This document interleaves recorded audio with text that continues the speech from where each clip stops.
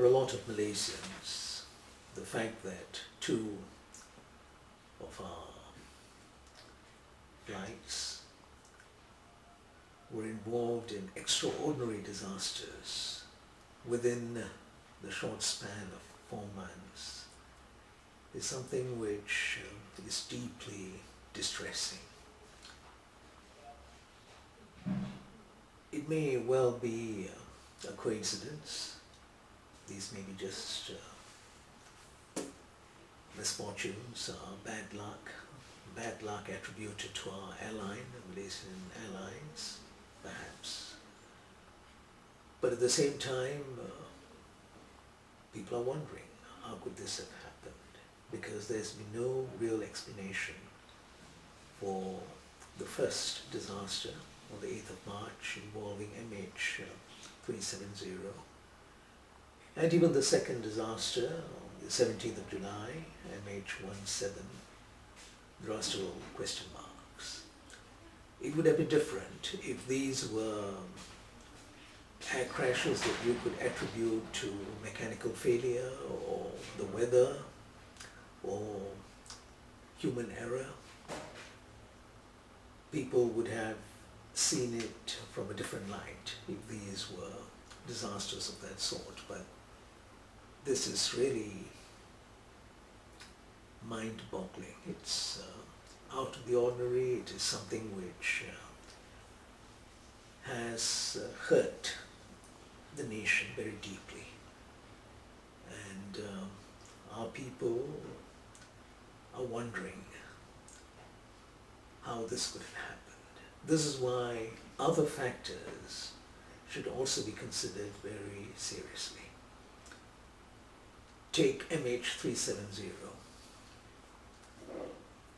Is it possible that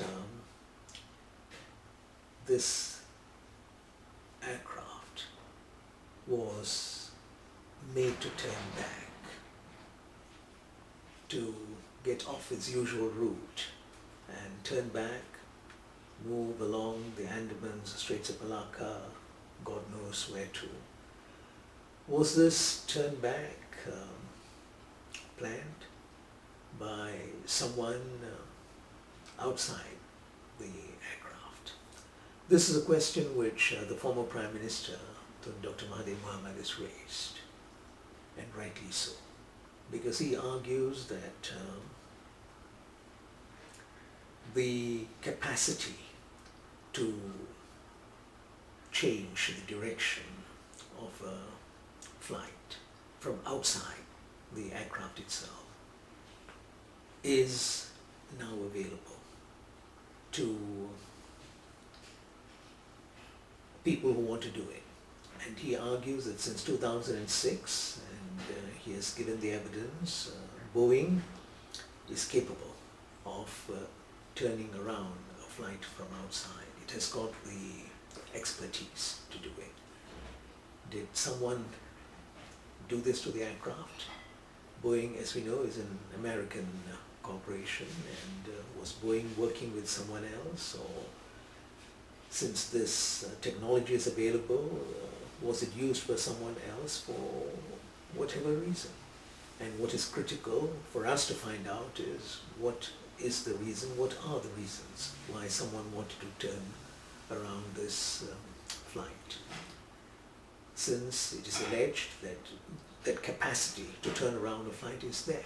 In other words, the technological, scientific knowledge is there. And it's very interesting that Dr. Mahathir has raised this a few times. And to this day, Boeing has not been able to provide the answers that we're all looking for. In other words, we want to know whether it's true that Boeing is capable of turning around, and this knowledge is available to maybe the CIA, to other agencies perhaps, but this is something which Boeing has not tried to answer, and that raises suspicions. Why is Boeing keeping quiet? Because the person who raised this question is not an ordinary citizen of Malaysia, not an ordinary global citizen. He is former Prime Minister, a renowned leader, internationally known, and they have not answered this question. So let us assume that this did happen, that there was an attempt to turn back the aircraft. It was done from outside, and it is because of this technology that's available with Boeing, someone had used it. What would be the reasons? There are a number of possibilities, and I would like to suggest that in the case of MH370, number one, it may be that there was something in the cargo which whoever wanted to turn around the aircraft did not want that material in the cargo to reach China. It could be some technology, it could be something else, we don't know. In other words, they turned the aircraft around and downed it somewhere. The other possibility is that this was done for other reasons. Maybe this was the main reason, but once they did this, they realized, whoever was behind this, that they could perhaps manipulate it to their advantage for other reasons. What do I mean by this? That primary reason may be something in the cargo. Since that was accomplished as a side product, someone decided that it would be good to exploit this issue to drive a wedge between Malaysia and China. And we saw that happening immediately after the episode, where there were a lot of angry voices in China, there were protests, and people seemed to be very upset. The question is, why were they very upset? Of course, a lot of their nationals were lost, and people were angry, sad. That's understandable. But demonstrations, a segment of the media lashing out at Malaysia, some of the government officials criticizing Malaysia, these are things that don't happen in China without the consent of people at the top. In other words, I think people in power were very upset because they knew what was in the cargo. And that may be one of the reasons why this had happened. And yes, it had an impact upon Malaysia-China relations, at least for a while, even though now things have become much better. So that could also be a motive arising from the first reason. And yet another possible motive is this, that maybe there is a country, there is a leadership somewhere that is not happy with Malaysia for other reasons, and they may have told themselves when this thing happened, well, we should teach Malaysia a lesson because of our stand perhaps on Israel. We have been very vocal, we have been very forthcoming in our support for the Palestinian cause, both in material terms and in political terms. But I think most of all, why let's say the Israeli leadership may have been very upset, why Zionists in different parts of the world may have been upset. It may be because last year, 2013, there was a tribunal in Malaysia. Not a tribunal initiated by the government had nothing to do with it. It was a tribunal initiated by a foundation led by Dr. Mahathir Mohamad. And that foundation put Israel on trial and found Israel guilty of terrible atrocities. In Shabra and Shatila in 1982, the killings that took place at that time, and right through Israel's barbaric record when it comes to sustaining its position, perpetuating its position, and suppressing the rights of the Palestinian people and other Arabs. This may have upset a lot of Israelis, that they were put on trial. There was a tribunal that found them guilty. The findings were sent to certain international bodies, and this must have made Israel very angry. Why do I say this? Because as far as Israel is concerned, no one has a right to question Israel. No one has a right to challenge what Israel is doing. Israel sees itself as exceptional, above the law. no one can question her. She somehow feels that this is her birthright.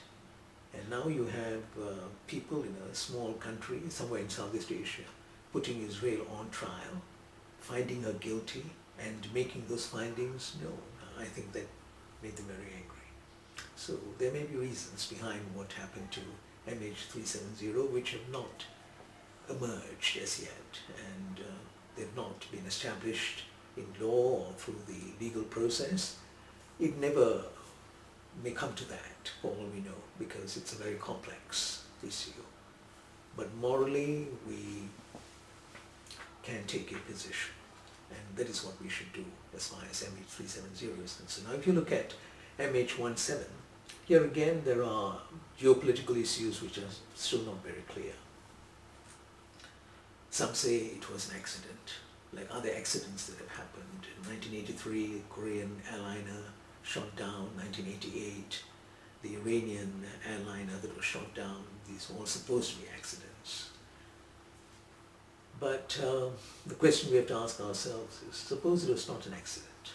Could there have been other reasons for shooting down MH17?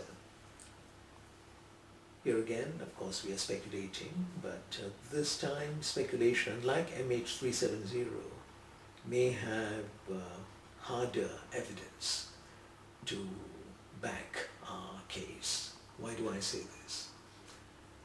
According to Russian military data from its satellites, its radar, there's this allegation that an Ukrainian jet fighter was tailing the Malaysian airliner.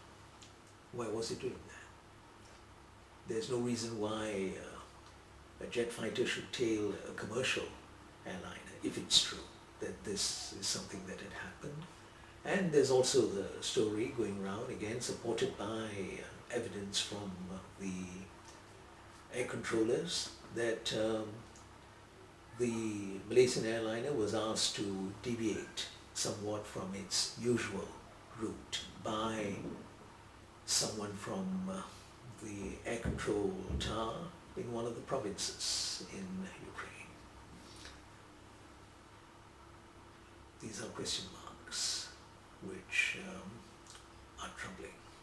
There's also the story that this so-called book system that was used, according to some sources, to shoot down the airliner from the ground, that it was moved to a certain strategic site by the Ukrainian army. And some say that maybe it was done from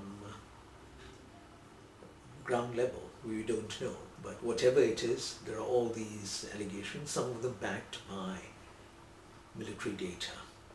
And we have to explore this. And here again, you wonder why. Why was Malaysian Airlines singled out? I'm just wondering whether this is something to do with, again, a certain nation which is not happy with Malaysia, upset at our very vocal support for Palestine in the midst of the Israeli invasion of Gaza, and they may have decided that they would want to teach us a lesson for our very vocal support, and also because of what we've done in the past, including the tribunal in 2013 and so on. Maybe these are some of the reasons, because that individual who has been named in some of the internet postings, who could have been behind this, is a important government figure close to the president of Ukraine, supposed to be close to important officials in Washington, an Israeli-Ukrainian billionaire who has his own army and who also has control over airlines. Who knows? So this is why I think in the case of both tragedies, the geopolitical factors should be given serious consideration.